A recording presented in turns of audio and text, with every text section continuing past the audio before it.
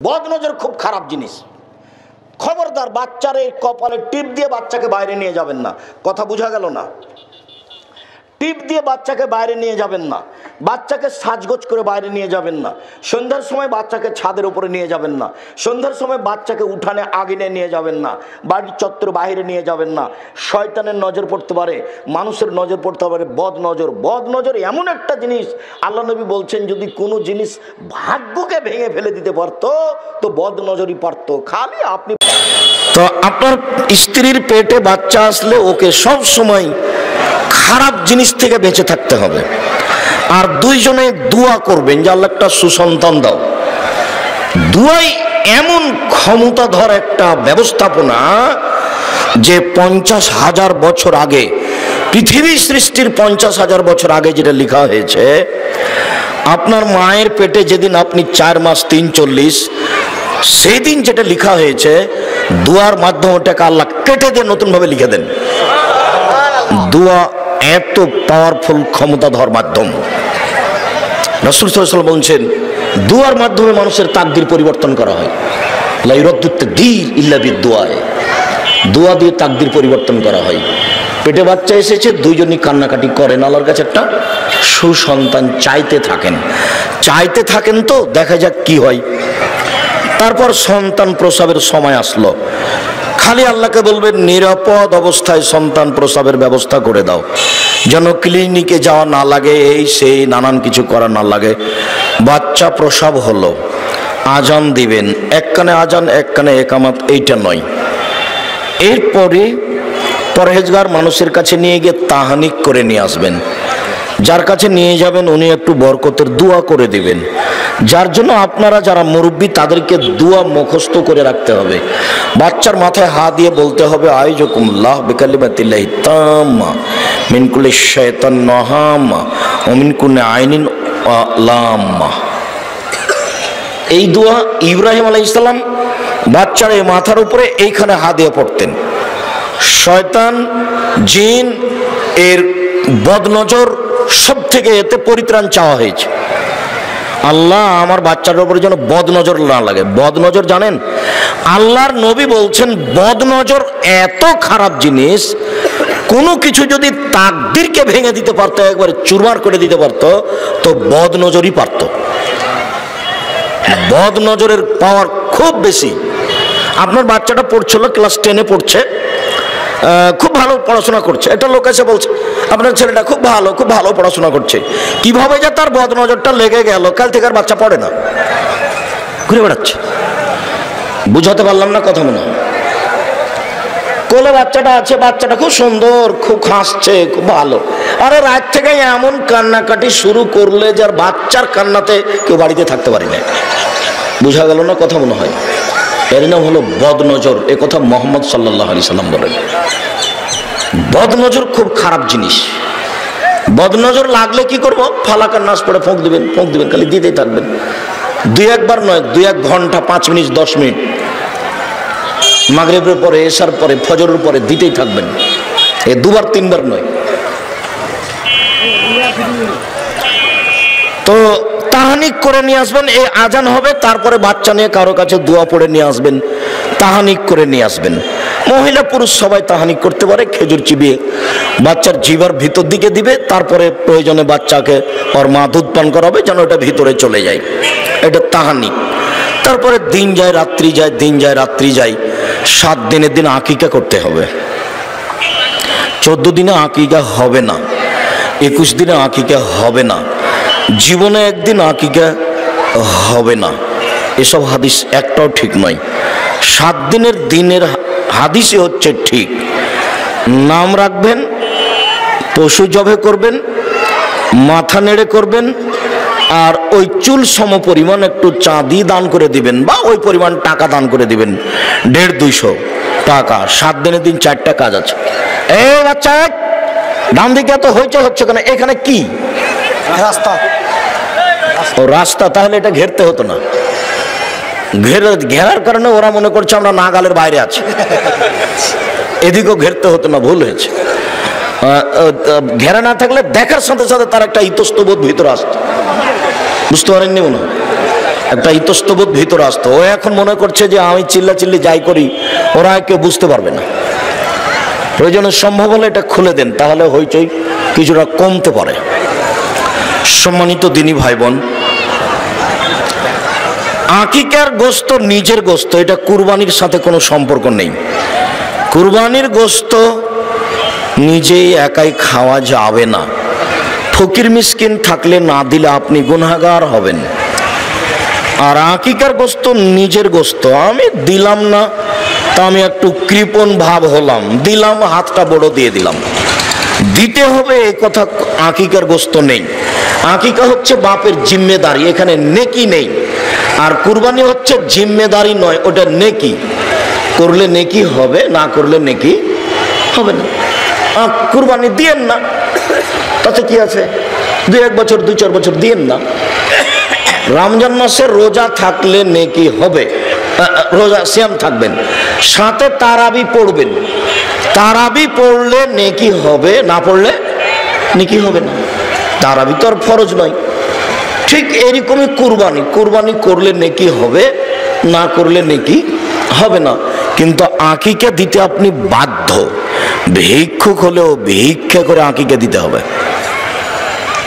গ্রামের লোককে কাউকে বলবে যে আমি গরিব মানুষ, 500 টাকা দিয়ে একটা ছাগল আমাকে কিনে দেন। 500 টাকা আজও পাওয়া যাবে যে কানা খোড়া একটা ভেড়ি, ভেড়ি ভেড়া বুঝেন আপনারা? জি জি। ছাগল ছাগি, দুম্বা দুম্বি, ভেড়া ভেড়ি, কানা খোড়া ন্যাংড়া, যেটা একটা জান থাকলেই হলো। জান আছে, জানটা আছে। গোস্ত খাওয়ার রুচি হোক আর না হোক, জবে করে ফেলে দেন, তাতে আসে যায় না। কিন্তু 7 দিনের দিন আকিকা হতে হবে। বুঝাতে পারলাম না? যারা বলছে গরিব মানুষ করতে পারেন, ওটা ঢং, বেঢঙ্গা কথা।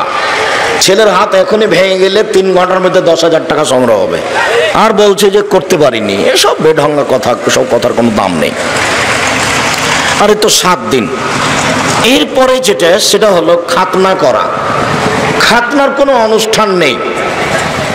বাচ্চা যখন হাঁটতে শিখবে তখন বাচ্চাকে পায়জামা পরাতে হবে, জাঙ্গে বা হাফ প্যান্ট নয়, টাকনোর উপর পর্যন্ত পায়জামা থাকবে।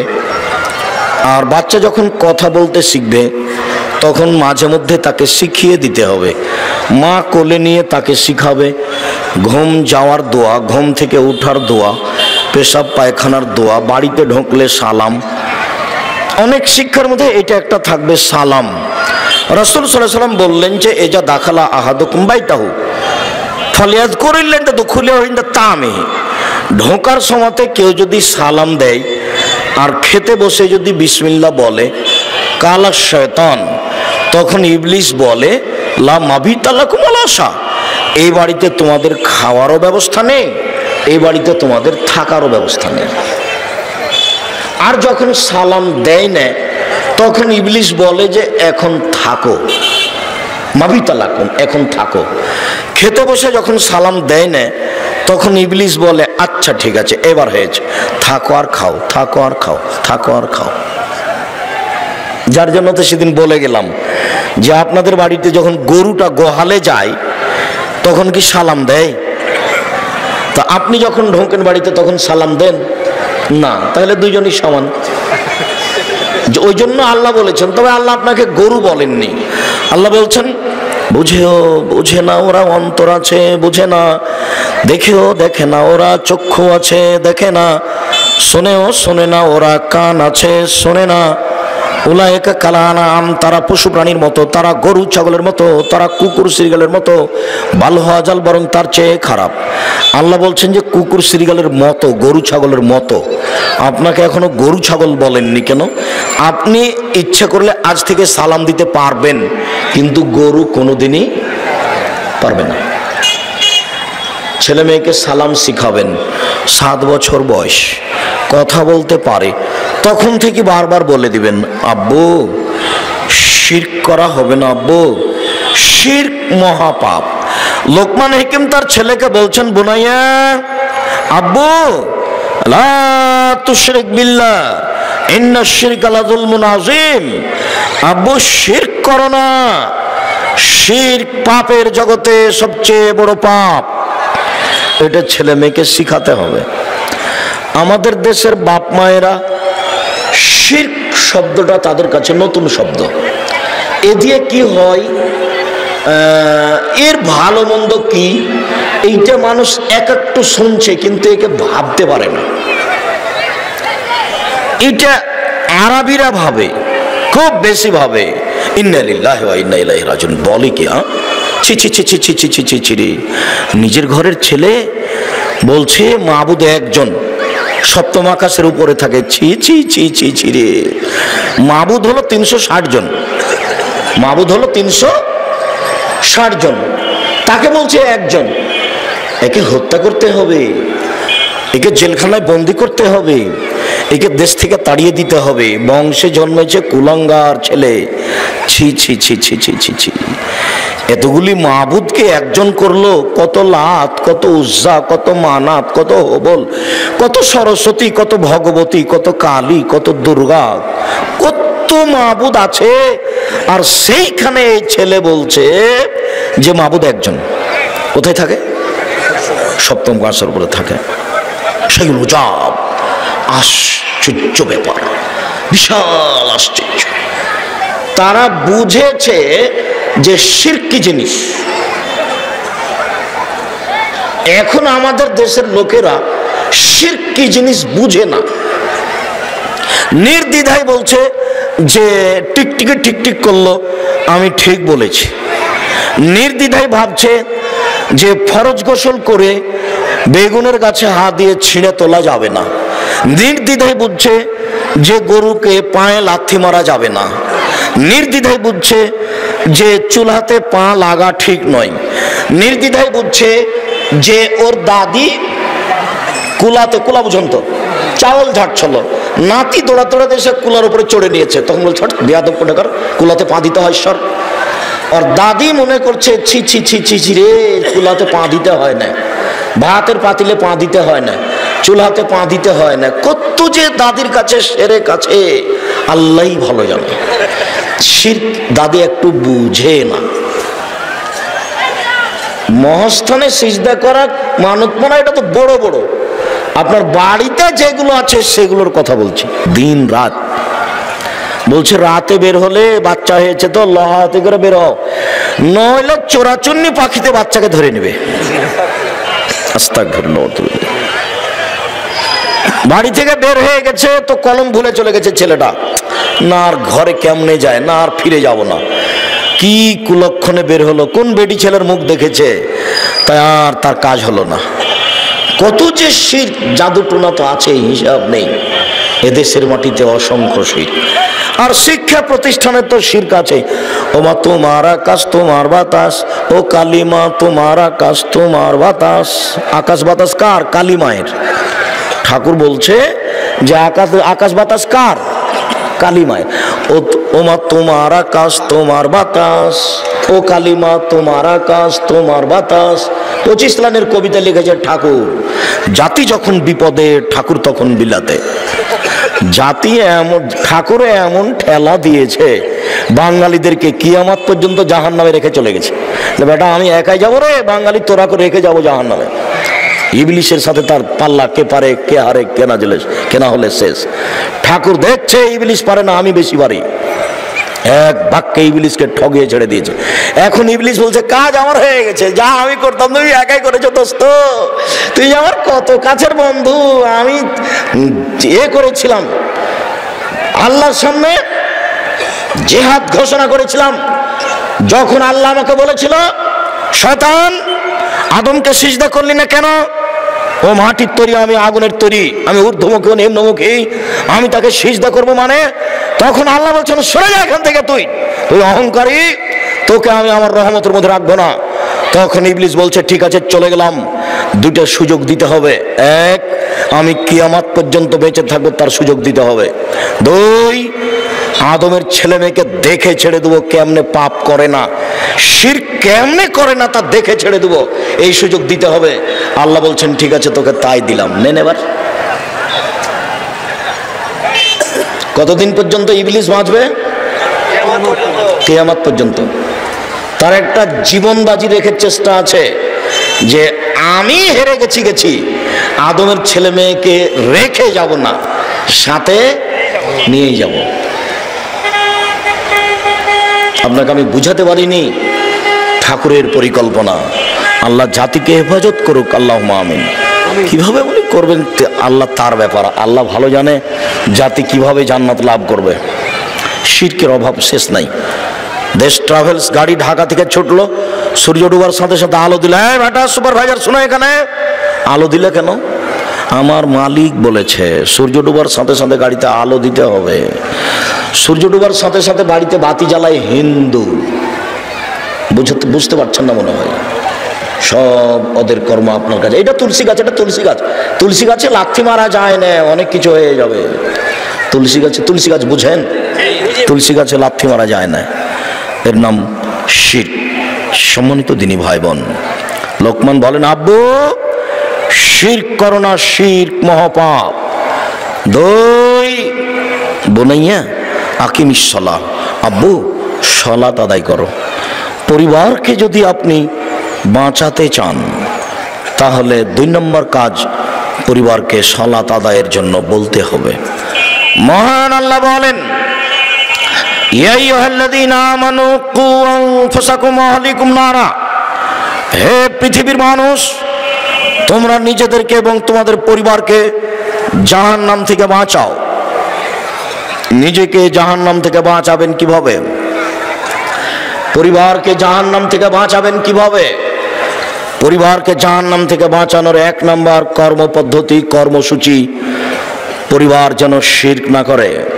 2, পরিবার যেন সালাত আদায় করে।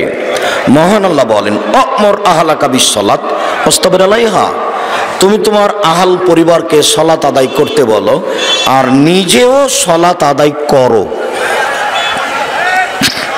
আপনাকেই বলছি, বক্তব্যের সাথে মুনাফিকি করবেন না। আজ থেকে জরুরি জিম্মেদারি নেন যে প্রত্যেক সালাতের টাইমে ছেলে মেয়ে স্ত্রীকে নামাজ পড়ার জন্য বলবো। বলেন ইনশাআল্লাহ। এটা জরুরি জিম্মেদারি, বলতেই হবে, বলতে আপনি বাধ্য। চাঁপাইনবাবগঞ্জের ভাষাতে বলে, ও তো করবে ওর বাপকে করতে হবে। তার মানে আপনি তো আপনার ছেলে মেয়েকে বলবেন, আপনার বাপকে বলতে হবে, মানে বলতে হবেই, বাধ্য।